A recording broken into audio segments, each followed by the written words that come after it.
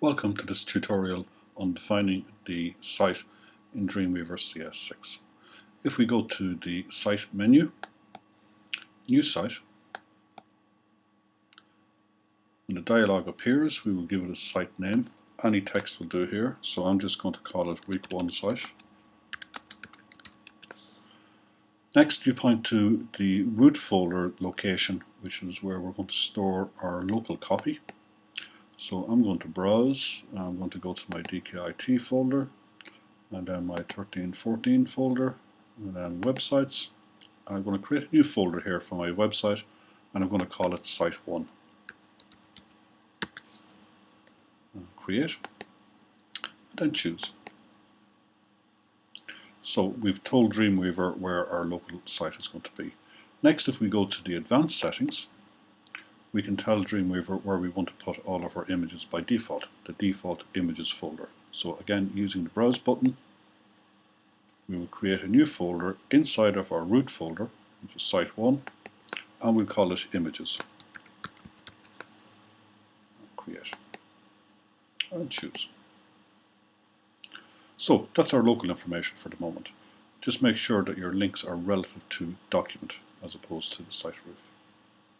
Now we go to our servers tab, and we're going to add a new server using the plus button. This dialog will appear. We're using XAMPP, so I might call it XAMPP, or I might call it localhost, or just some name that I'll be able to recognize. We're going to connect using the local network. The server folder then, I'm going to use the browse button, go to my applications, and go to XAMPP.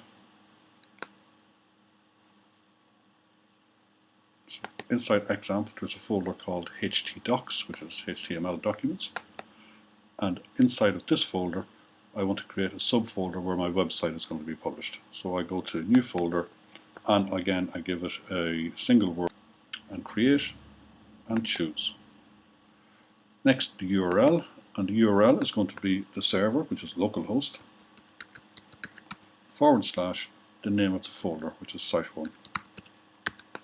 And now go to the Advanced tab, and in here I tell Dreamweaver that the testing server will use the server model of PHP MySQL. And now I go Save.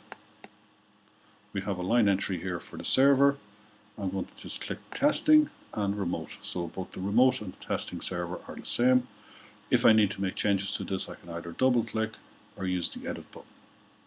And now I go Save. Dreamweaver completes everything. If I look in the File tab, we'll see here that we've got the site defined, and it gives me the location of the site, and we have the images folder in it. This concludes our site definition process.